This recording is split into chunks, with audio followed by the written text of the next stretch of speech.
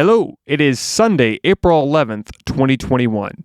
We have an action-packed episode for you today. First, we have returning guest Jackson Dibble and Todd McGill of the Morning Mulligans podcast to discuss the Masters and golf in general.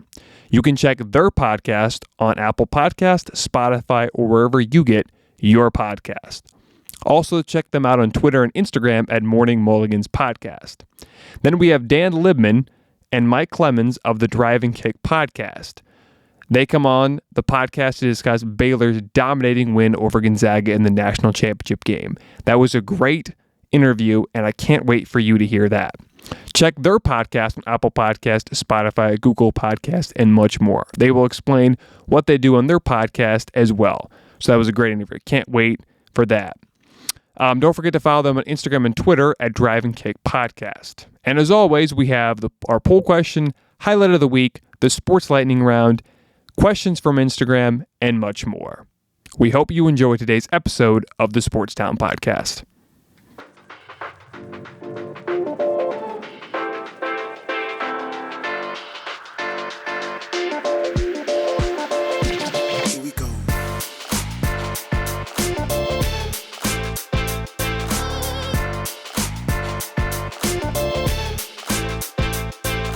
And now, on to the highlight of the week.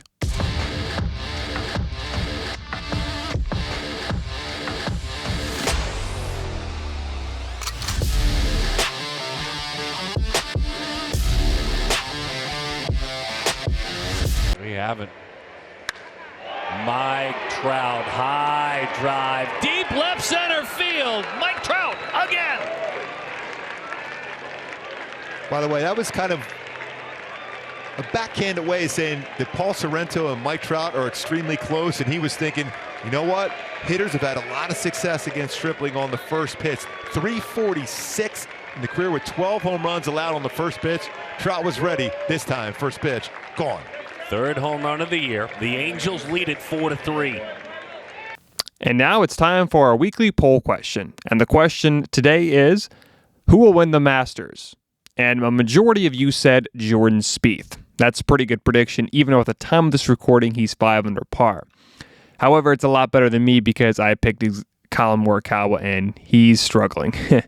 So anyways, thanks again for voting. You guys can vote on Instagram and Facebook at Sportstown_podcast or on Twitter at SportsTownPod. And now, on to the Sports Lightning Round.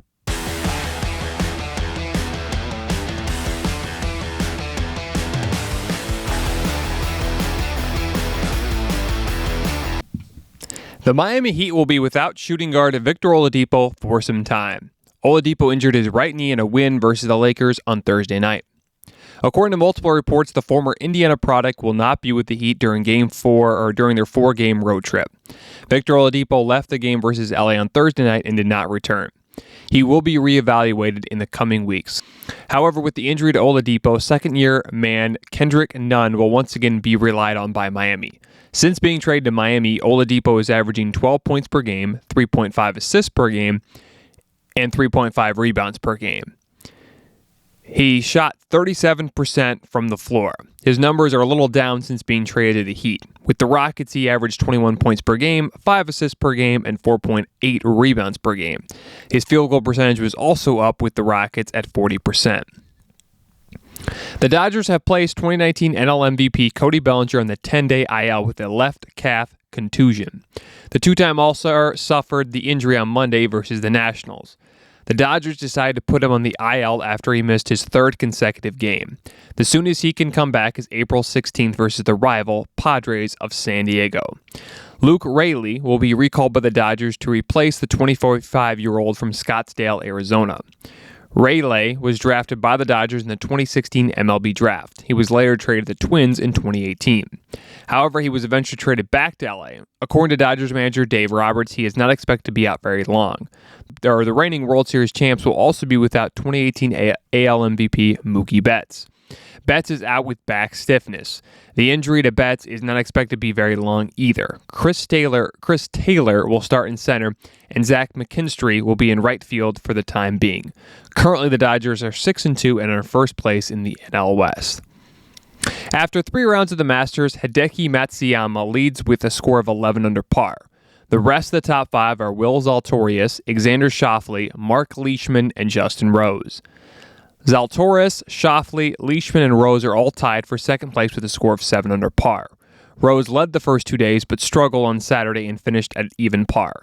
Big names such as Dustin Johnson, Matt Wolff, Rory McIlroy, Sergio Garcia, Brooks Koepka, and all missed the cut. Matsuyama is 29 years old and is looking for his first major in his young career. Joe Musgrove became the first Padres player in franchise history to record a no-hitter. San Diego beat the Rangers at Global Life Park 3-0.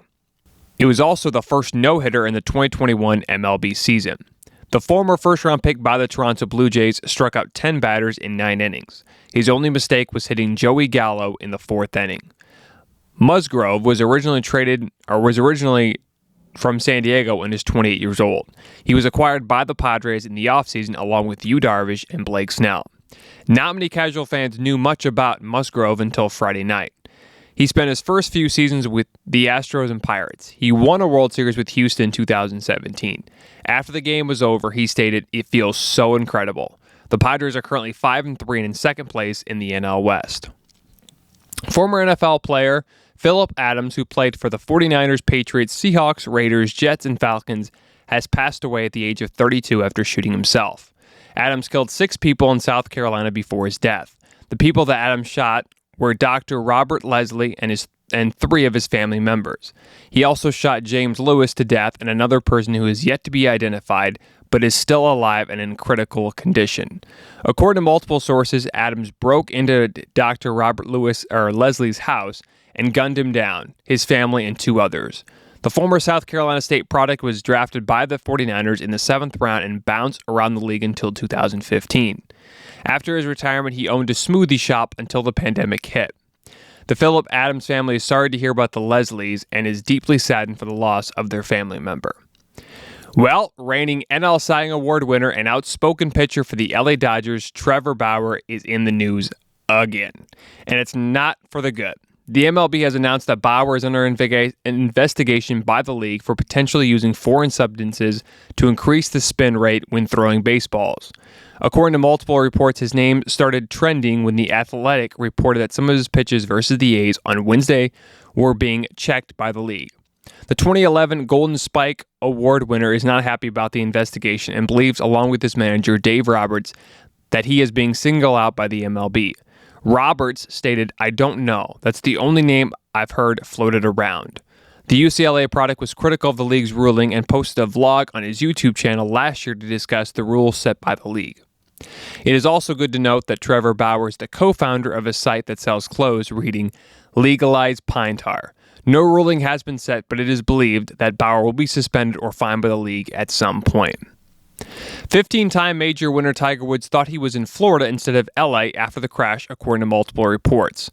Woods returned home on March 16th from Harbor UCLA Medical Center and is still recovering from the crash on February 23rd.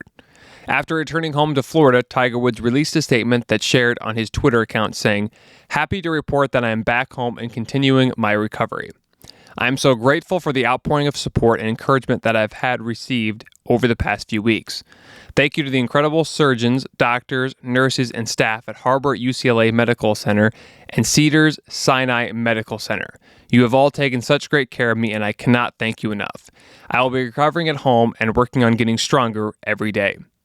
There is still no words on when Woods will return or if ever. However, if Woods does return to the PGA Tour, it will be nothing short of a miracle.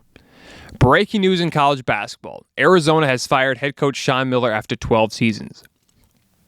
It was first reported on Wednesday that the Wildcats were moving on from Sean Miller. After firing, University of Arizona Athletic Director and Vice President Dave Heeks stated, "We appreciate Sean's commitment to our basketball program and to the account. We simply believe that we need a fresh start and now is the future. I want to thank Sean, Amy, and their sons for the service to the university and wish them the very best in the future. During his time at Arizona, he went 32-109. However, the Wildcats had not won a game in the NCAA tournament since 2017, and the university had been hit with 5 Level 1 infractions over paying recruits to play at Arizona. Miller also won 3 Pac-12 conference tournaments. The favorite to land the job at Arizona is the LA Lakers assistant, Miles Simon. It looks like, after all, Alex Rodriguez will purchase a sports team. According to multiple reports, the former 3-time MVP and American businessman Mark Lore have purchased the Minnesota Timberwolves of the NBA from Glenn Taylor. A-Rod and Lure will not officially take over as majority owners until 2023. Part of the deal that Rodriguez and Lure agreed to was keeping the T-Wolves in the state of Minnesota. Taylor bought the Timberwolves in 1994 and was the main reason why basketball stayed in Minnesota. With the purchase of the Timberwolves, they will also acquire the Minnesota Lynx of the WNBA. Fans in Minneapolis can be joyful once more knowing that the NBA will remain in Minnesota as of now. Lore and A-Rod released a statement earlier on Saturday saying, "We look forward to entering this phase of the process with Glenn Taylor. Our respect for him and the legacy he built lays an amazing foundation for what is to come. We are excited by the prospect of getting to know the Timberwolves organization, the talented team, and their incredible fans." All right, I'm pleased to be joined by our recurring guest, Todd McGill and Jackson Dibble of the Morning Mulligans podcast. How you guys doing on this Masters week? Pretty good. How are you? I'm doing fantastic. It's great that we can get, 2 Masters, the greatest golf tournament in the world, in 6 months. That's pretty crazy. Yeah, it's a blessing. It's awesome. All right, so let's get right down to it. It looks like you were mentioning earlier Jordan Spieth is the favorite to win it. Do you think he can take his second Masters? And because it seems like he's back now after a big win on Sunday. Right. It's good. I mean, everybody knows in golf, it's hard to go back to back, especially you're talking someone that hasn't won in 3.5 years, and now you're wanting to go win probably the hardest golf tournament of the whole year right after. True. I mean, it's everybody in the country would love to see it, but I don't know. I'm rooting for him. I could see him finish in top 10 this week. Yeah, it'd definitely be interesting. That's considering that's kind of where we saw him fall off a couple of years ago whenever he kind of had his collapse down the back nine stretch when he was leading. Yeah, it's just really crazy. Yeah, because he was dominating there for 2015 to 2017. He was winning a lot of tournaments. It seemed like he'd be the next Tiger Woods, and just kind of fell flat. So it'll be interesting to see what Jordan Spieth does. The number 1 golfer in the world, Dustin Johnson. How do you think he performs this week? You can take that one. I don't know. It's kind of weird because his game's not in the best place for what you would consider a world number 1 to be. He got knocked out of the match play. It was the last time we've seen him. He never even made it out of the group play. There's a couple of guys on tour like Rory McIlroy started chasing distance, kind of trying to keep up with Bryson. I'm not necessarily sure if Dustin's kind of trying to do the same thing, but it is kind of weird to see where his game's at. Yeah, I mean, speaking of Rory McIlroy, it was he was kind of like Jordan Spieth too. A few years before that, because he was dominating, and all of a sudden he kind of hit a rock. So I mean, we'll see what happens with Rory. Do you think a guy like Tony Finau can have a solid day or a solid week? I'm personally pretty nervous about Tony Finau this week. Yeah, he doesn't necessarily have the course history working in his favor. Yeah, I mean, everybody loves Tony Finau, and he's the top 5 king, it seems like. But I don't know, his finishes here and how he's been playing lately, I'm not overly confident about him this week. I would love to see Tony Finau win, but I don't know. It feels like he's either really close or just not there at all. So I think Tony Finau is one of the most favorite golfers for a lot of fans, but it just seems like he can't quite get there. Do you see any dark horse possibly making a run, like maybe like a Victor Hovland or? Personally, I mean, last time we were on your show, we talked about a little bit. I mean, Cameron Smith has a runner-up here last year and a tied 5th in 2018, and he's coming in as an underdog this week, a heavy underdog. Yeah, and I could personally see him winning. I mean, I've no preference on, by shot-wise how it's going to happen, but I mean, it's hard to go against him right now. He's playing amazing this year, and he's got a runner-up from last year. I don't know why he's coming in as underdog, but I'm taking him. Yeah, the guy I'm kind of high on too is Paul Casey. Mm-hmm. He's had a crap load of top 10s and top 5 finishes the last couple of weeks, and I mean his game's solid. He's got a good track record at Augusta. He's kind of another guy like Finau. It just seems like he can't close out tournaments. So it, maybe that's a little bad, but yeah, I really like Paul Casey this week. You guys, is there possibly another who do you consider right now to be the favorite after Jordan Spieth? Personally, Justin Thomas. Yeah. I mean, Justin Thomas has played here. He's been in this Masters every year since 2016, and he's finished better every single time he's been here. And last year was fourth. So maybe he's due for his win finally. He's coming off his last win, or his last start was a win at the Players, and that's just equal as hard as a field as the Masters. So I could personally see Justin probably being the second favorite and one of my top winners this week. Yeah, for sure. What about John Rahm? He's currently ranked number 2 in the world. I don't know. He's been kind of quiet lately, similar to Dustin Johnson. Where do you think he ranks, or where do you think he'll finish this week? He's a little scary. He just had a baby. Yeah. Yesterday. Yeah. He's I mean, go ahead, take it. I mean, he's a little scary. Yeah, I mean, there's actually a running thing of a couple of past champions that had children, were leading up to their Masters victory. So that'd be kind of cool to see him kind of continue that tradition a little bit. Yeah, that's crazy. I didn't actually know anything about John Rahm having a kid, so congratulations to him. You guys, right now, who do you like in the top 5? Like you said, you have a few of your predictions, but who do you like in the top 5 what do you like right now? What's your rankings after this week? Oh, geez, my top 5. Probably Justin Thomas, Cam Smith, maybe Spieth, maybe Patrick Cantlay. Yeah. Webb Simpson's another one I kind of like this week. Yeah. Paul Casey's big again. I mean, personally, I know a lot of people. I know him and I are rooting for Lee Westwood.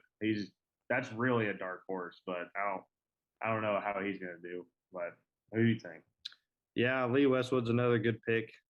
He was on a really good run there around the Arnold Palmer Invitational, and kind of that stretch of golf. He finished second twice in back-to-back weeks. I definitely think he's probably a good dark horse as far as somebody that really wants it, because he's never won a major yet in his career and he's getting up there in age. So I definitely think as far as an older guy, he's one to look out for. What golfer could you see having a really tough week and not even making the cut? He's a pretty big name, but you don't think he ends up having a really rough week where he doesn't even make the cut? Maybe Phil. I mean, Adam Scott, maybe. Yeah. Oh, yeah. That's a good one. Yeah, Adam Scott. His putting has been atrocious this season. Yeah. And he's a past Masters champion, 2013. Yeah. And he's looked awful this season. I can see him missing the cut. That's a good one. Yeah. Another guy who's been kind of quiet lately, Bryson DeChambeau. My dad's actually, well, I guess he hasn't been quiet lately because he did win the Arnold Palmer Invitational, but my dad's a huge fan of him. Where do you think he ranks this week? And do you think he possibly gets his second major? I think Bryson DeChambeau probably won't even finish in the top 20, my personal opinion.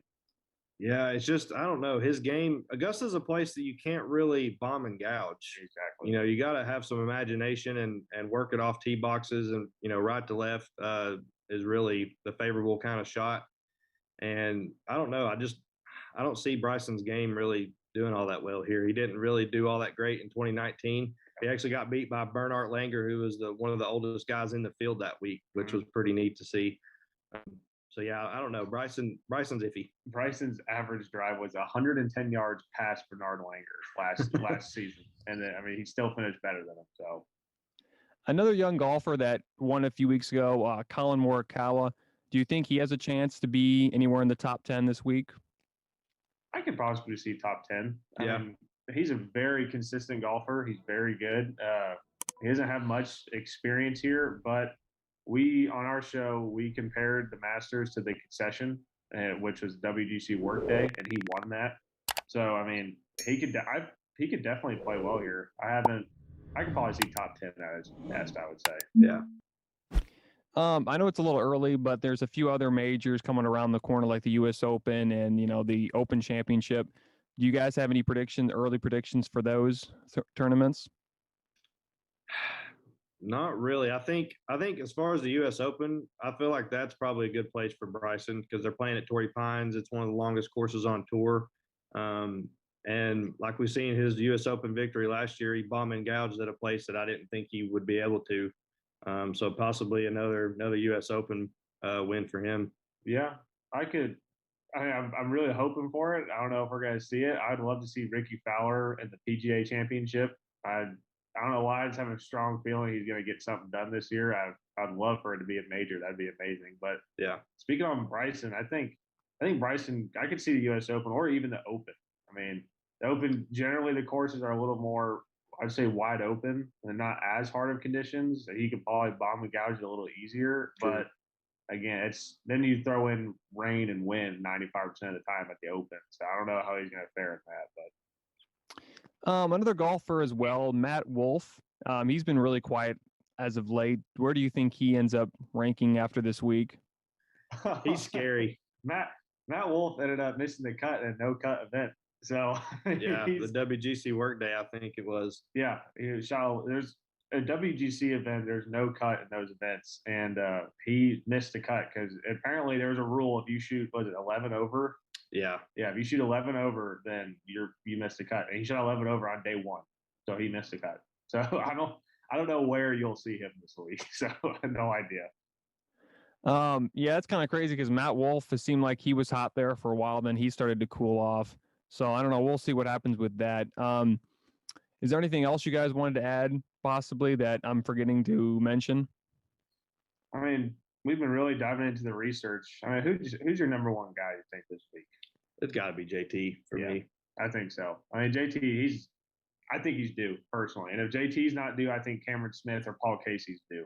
Yeah, those are probably my top three guys. Everyone's rooting for Lee Westwood, but that's a real fingers crossed scenario. I recently started betting. I actually went on the DraftKings app. Is there a kind of a guy that you would say that might not win, but there's a chance he could be somewhere in the top 5 this week? Maybe Lee Westwood still. Yeah. He's risky, I would say. Yeah, Abraham Answer is another guy that comes to mind. He had his debut last season and he finished tied 13th.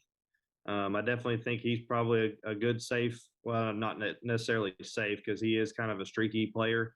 But the Augusta's kind of one of those places. If you play well there, you for some reason you seem to find it. And since he's already got a strong track record starting out, I'm putting him in a couple of lineups this week. What about a guy like Will Zalatoris? Is he actually in this week? Mm-hmm. He is, yeah. He's never played here before, but he's a rookie season. I mean, he's having a great rookie season. Yeah, he is. I mean, personally, I'll probably put him in a lineup this week, but it's scary. He's never played Augusta, and Augusta's its own beast. But I personally think I could see Will Zalatoris probably top 20. I think he could light it up. I don't know too many rookies on the PGA Tour right now. Do you think that he could get PGA Tour Rookie of the Year on a landslide? I think so. Yeah, at this point, definitely. I would agree. Yeah. Yeah, I mean, I was looking at it. I don't think there's a lot of rookies this year, and I saw Will Zalatoris. He had did he win the Korn Ferry Tour last year? Yeah, he won 3 events last year, I think. Yeah, I can't remember which one they were, but yeah. Okay, yeah, it seems like he could be a rising superstar, and I feel like he could probably win a few majors after during or in his career. So that would be definitely exciting to watch. Right now, I'm trying to think of some other player as of now. How about a guy like Xander Schauffele? I think I had actually predicted him to win the Masters last year. Where do you guys rank him this week? You can take it. I don't know. It's hard to say because his game's kind of fallen off the last couple of weeks that we've saw him on tour. But definitely he's another guy with a good track record. I think he finished second the year Tiger won in 2019. So he's definitely got, the eye for Augusta. It's just so hard to say just with his recent form. All right. Is there anything else you guys want to mention before we end the interview this week? I don't know. I mean, we covered a lot of our guys. I mean, there's a few dark horses. I feel like Webb Simpson's kind of an underdog this week. Not many people are talking about him. He could easily be a top 10 guy. I think another one's probably Corey Connors. He's playing really good golf right now, and he has a track record at the Masters. His best is top 10, which is obviously that's nothing to complain about. But I think I could see Corey Connors being our dark horse, possibly sneaking in our top 10. Yeah. But other than that, we really covered a lot of the guys we're pretty confident about this week. All right. Before we end the interview, is there anything you wanted to add about your podcast? We do our podcast every Tuesday and Wednesday at 6 a.m. We post it on Tuesday and Wednesday, 6 a.m. Eastern time. And it's called the Morning Mulligans Podcast. We go over DFS lineups for FanDuel, and we do a lot of single bets through sports books and everything like that. So we're new at it, been at it for 3 months now, 2.5? Yeah. Something like that. We're growing. It's been successful so far. So if you want to come check us out, it'd be appreciated. All right. Don't forget to check them out, guys, on Apple Podcasts, Spotify, or wherever you get your podcast. All right. Thanks, guys, for joining, and hope the Masters is good this week. Thank you. See ya. All right. I'm pleased to be joined by Dan Libbard and Mike Clemens of the Drive and Kick podcast. How's it going, guys? It's good, man. I really appreciate you having me on. Yeah, no problem. Yeah, same here, bro. Appreciate you having us. Yep, I'm definitely excited for this, especially with the season's over in college basketball. So pretty excited about next year.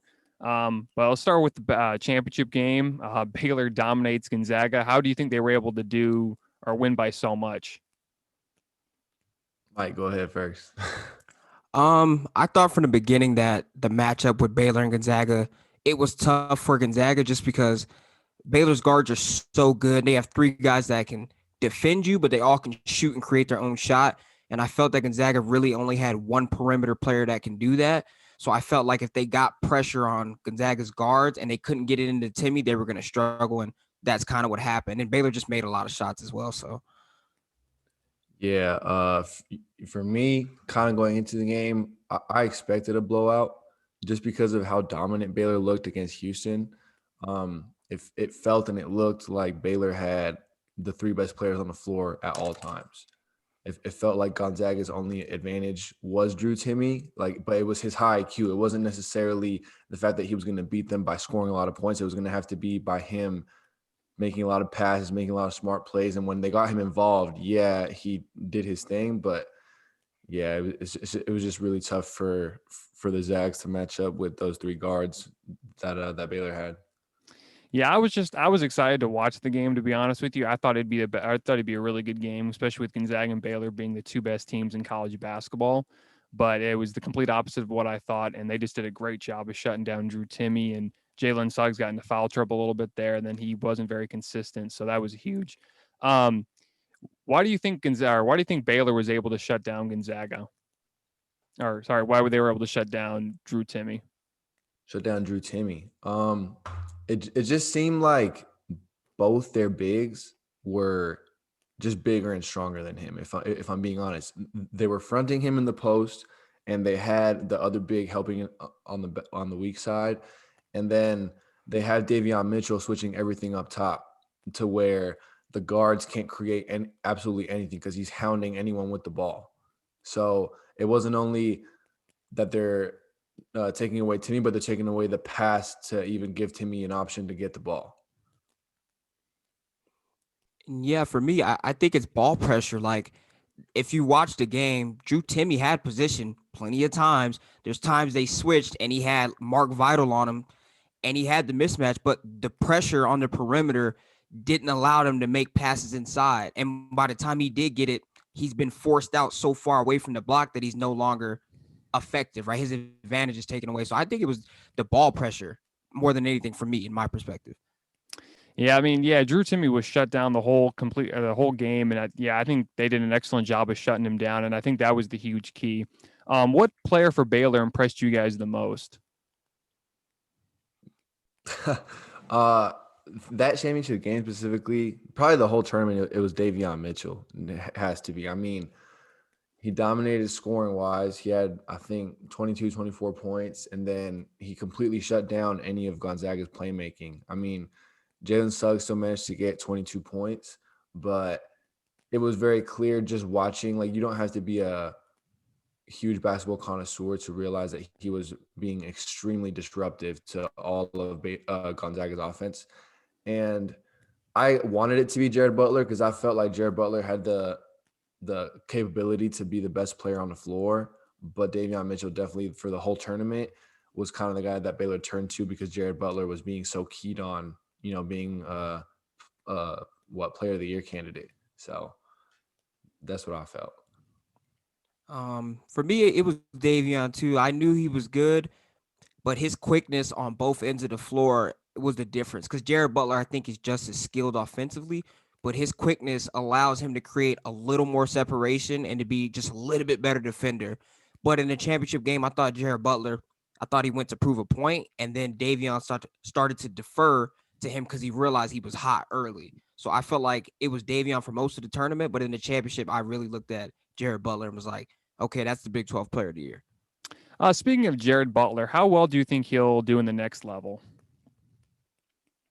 Man, for me, it's tough because going into this game, I had a lot of conversations with a lot of people, and I was debating for Jared Butler that I think right now he's better than Jalen Suggs. That was my honest opinion. And I just think that he's more polished and more NBA ready. So as far as the NBA, Jalen Suggs is going to be a higher pick based on age and potential and all that. And I'm not saying that he won't be a better player, but I think Davion Mitchell will most likely come in ready to contribute, but he'll probably be thrown in the G League for a while just because of his age and he's not that tall. He's not extremely athletic, but he can definitely come in and be like a Fred VanVleet type of guy for a team in 2 to 3 years. It's kind of the role that I see him in. Like, that's his ceiling. For me, it's tough, man, because he's like a combo guard. He's not really a true 1 or 2. He's kind of undersized to play the 2. Can he guard other 2s? But I think he has a high enough IQ and he can shoot the ball well enough that I agree he can be sort of like a Fred VanVleet. I'm curious to see how well he can create separation at the next level because he's not the quickest, but he gets his shot off quick. So I don't know if he can break the defense down. We'll see how he does more in pick and roll. It'll just be very interesting. But as far as Jalen Suggs, I think Jalen Suggs is going to be one of those players that gets to the league and is better in the league than he is in college because there's more spacing. He can be way more athletic and he'll get more dunks and more open shots. So I think he'll have a better NBA career than Jared Butler, personally. Yeah, you just mentioned Jalen Suggs. Do you think he has a chance to be the number 1 overall pick for the upcoming draft this season? Personally, no, but I think it also depends on fit. I feel like I'm glad to see that the NBA is moving a lot more towards drafting players that fit the actual team as opposed to just drafting the best available, which in some cases you have to if someone really slides to you later in the draft. But I really think it comes down to Jalen Green and Cade Cunningham for that number 1 spot, and then it's pretty clearly Evan Mobley. But I definitely think that Jalen Suggs is going to be top 5 or potentially even top 3, like especially after this run. Yeah, I think it depends on who gets the pick. Like, I'm a big Cade Cunningham fan. I haven't seen Josh Green or Jalen Green a lot, even though he played well in the G League bubble. But I don't know, man. I think Suggs, I don't see him as a number 1 pick. It really depends who gets it. Like, if Minnesota gets the pick, they could pair him with Anthony Edwards and get rid of D'Lo. I think it depends on who gets it, right? Like, yeah. That's what I would say. If Houston gets the pick, I don't know if they take somebody like a Suggs. They'll probably get Cade or Jalen Green, right? So it just depends who gets the pick in my mind. All right, now with the season over, Baylor, of course, is the champions. Do you think they have a good chance of repeating next year? No. They're losing probably 3 or 4 of their top players, their top contributors this year. And just in college basketball, with how much turnover there is from year to year, it's so tough to repeat. I mean, I don't even know when the last time we saw a repeat was, but like, I can't even think of a team making back-to-back championships, to be honest. It's just with the turnover, you got to take into account the turnover that they're going to have and the turnover that everyone else is going to have. It's going to be really tough. I think that Baylor's definitely putting themselves in that category of consistent men's basketball powerhouse, but I'm not sure that anyone can really repeat in the NCAA tournament.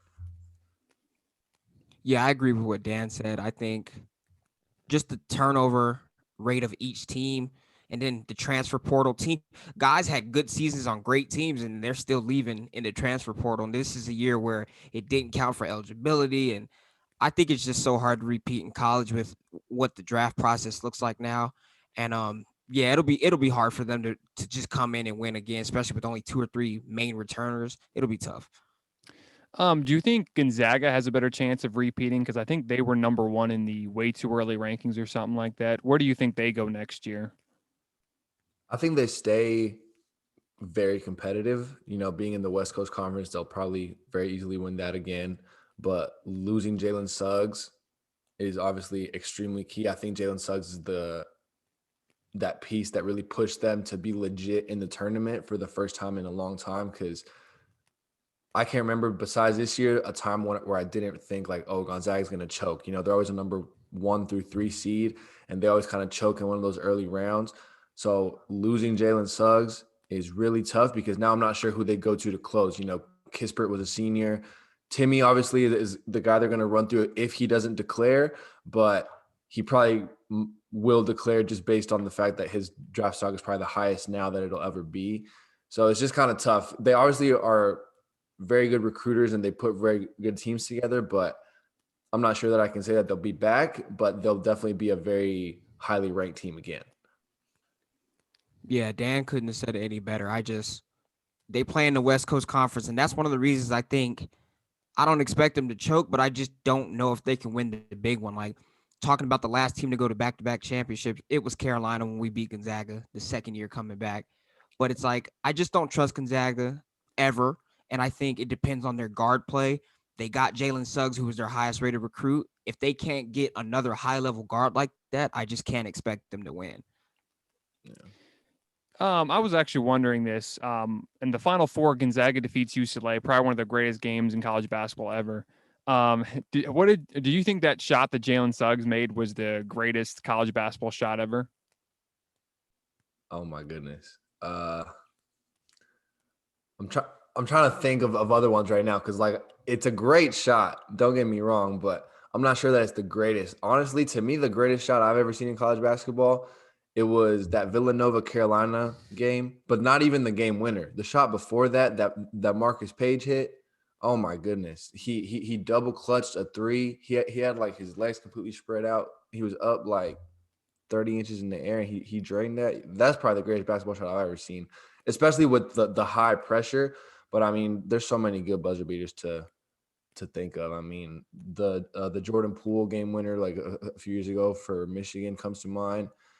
But yes, this one's definitely up there, just like with the moment and the actual shot. Yeah, it's definitely up there, but I still think of shots, even though I hate Duke. Christian Laettner, the turnaround on the full court pass is probably one of the harder ones, just because you just don't see that.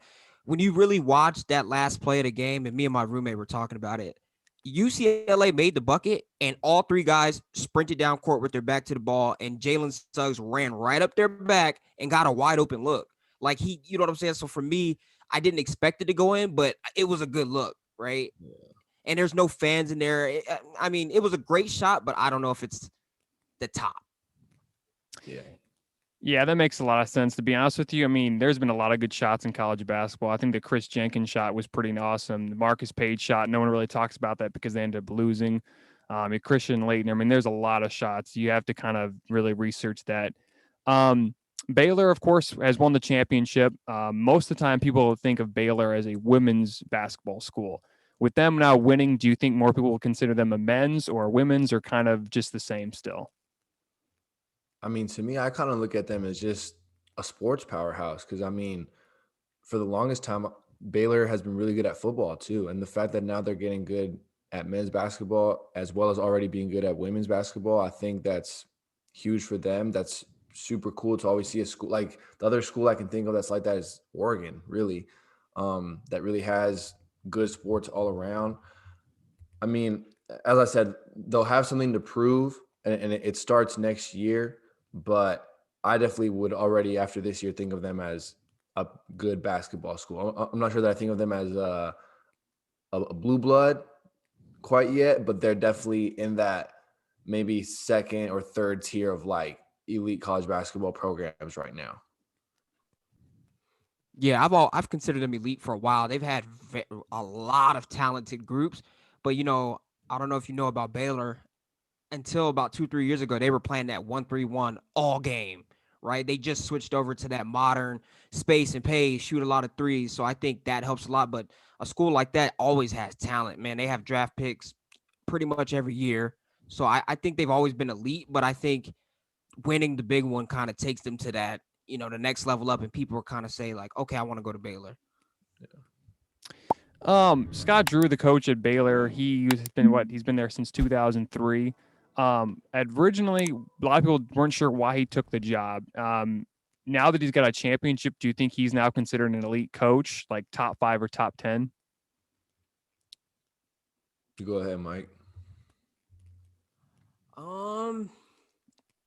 Top 5 is tough just because you still got like Mike Krzyzewski, Tony Bennett, what's the name for Villanova, Calipari. Like, it's tough to call him top 5, maybe top 10, top 15, but I definitely think he kind of solidified himself as like a really, really good coach. Like, he was good, but the way they won, the first time winning the Big 12 in like 70 years, they were really good last year, but COVID cut the season. So I think he's kind of like, he's definitely made a leap, but it's hard to say like top 5 or 10. Yeah, I agree. He's definitely made a huge jump, but the thing is to a lot of casual basketball fans are gonna continue to rank bigger names above him. Like, yeah, Baylor is a big name, but like Mike said, there's still other big name coaches that you think of who may not even be as good at the X's and O's as he is, but like Calipari, great recruiter, Krzyzewski, great coach, like the guy at Virginia, Sean Miller. There's big name coaches everywhere that maybe aren't as notorious or actually as good when it comes to the nitty gritty, but they have bigger names and bigger reputations so far. So maybe he just needs to have a little more continuity to actually get into that top 5, top 10. All right, before we end the interview, and this has been a great conversation. I love talking college basketball, especially with guys who, talk about it for a podcast. Can you discuss more about your podcast and, just for the people that don't know much about it? Yeah. So, I guess in quarantine, we just kind of came up with the idea that we wanted to have a podcast. It was more Mike's baby, and he just kind of wanted to have me along for the ride, be a little sports or a co-host. And we're just trying to put out stories of the unsung heroes, like the non-5-star recruits, the unconventional guys that are still finding their way to be successful in their basketball journey as athletes or as whatever that they can be, but like has some kind of basketball background is kind of what we focused on so far. And we're just trying to give notoriety to everyone, because most podcasts you listen to are NBA guys, which is fine. Those guys are the famous guys, but all their stories are the same as far as, I was a McDonald's All-American. I was very highly recruited. I ended up at this big name school. Meanwhile, me and Mike both played college basketball in Canada, where it's not as very well known of a route, but it still is able to get people to the professional ranks that they want through hard work. It's just a very different route, but it still works. So we're just trying to bring attention to both that and just, low major D1 guys, D2, D3 guys, just anyone that we think their story has value to us and to the public, because everyone can learn something from anyone else. So that's kind of been our goal through this, and it's been very rewarding in my opinion. The networking that we've been able to make has been second to none, and just, I love it because it's something that we built from the ground up. We didn't really get any help. We're just kind of figuring it out as we go, and it's just been, as I said, our goal was never to really blow up or to make a bunch of money, but it's been something that we've been able to get a lot out of personally without the actual huge amount of listeners or like making any kind of money or anything like that. It's just been very rewarding for both of us. It's kind of what I'd say. Yeah, man, just to piggyback on what Dan said, for me, it's about education. Like, anytime I can learn from somebody, I know anybody else who's kind of in a similar scenario or who even likes basketball, they can learn. So for me, it's like, a lot of people we interview are people that were directly around me that I may not know their story, or I may not actually have had that conversation. And if you really think about it, everybody wants to tell their story, right? So it's just providing a platform for people to come on and tell their story, but also educate us and educate the listeners, right? And it's not just about basketball. There's a lot of little life lessons that are tied into the stuff that people say. And I think that's the most rewarding piece for me. Like all the other stuff falls into place, and it has been, and we've been evolving. But for me, it's just conversation about real basketball. Like Dan said, there's only those guys in the league have a certain route, right? Once you're in that higher basketball circle, it's kind of like you're in there for life. But everyone else who is not in that circle, they have a story too. So that's all we're trying to do, is provide a platform for them to tell their story, for us to learn, and for anybody else listening to learn.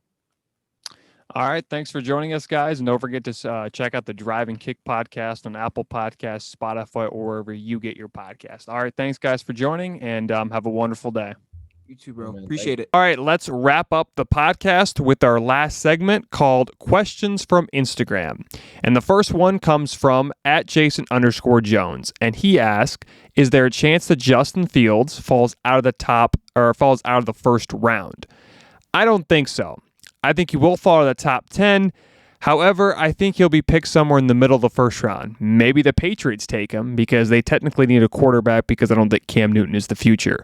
But again, we'll see what happens. I mean, the Steelers could take him. There's a lot of teams that could take him in the middle of the first round. Maybe he goes in the first round. Maybe these are all smoke screens. But it seems like Justin Fields is going to fall the top 10, or fall out of the top 10 completely, just because of all the baggage, I guess, that he has. I think he's a better quarterback than Mac Jones and Trey Lance personally, but it seems like that's what everybody else is saying. The next question comes from @RedsManiaFan, and he asks, where do you think the Reds will finish this season? Well, it's a good question, Reds Mania fan. To be honest, I didn't think the Reds would start off this hot. Currently, they have the best record in the NL Central, so it seems they could win the division. But even though I'm a Cardinals fan, I still can't see the Reds winning the division. I could see the Cardinals or Brewers taking it. However, I do think the Reds can make some noise and maybe make the postseason as that 5th seed. Maybe they come in as the 4th seed. We'll see what happens, but I just can't see them winning the division. It's going to be hard for them to make the playoffs because I don't know if I really trust the Reds. All right, and this last question comes from @HockeyFan144. He asks, is there any chance you can talk about hockey on your podcast? Well, that's another good question. I would love to bring on someone to talk about hockey. I might bring on someone to talk about hockey when the playoffs or the Stanley Cup begins, but stay tuned for that. I hope and I plan on bringing someone to talk about hockey very soon. Thanks for listening to the Sports Town Podcast, or the STP Pod for short. If you want to check out more videos of the Sports Town Podcast, click on the left. If you want to subscribe to the channel, click on the right.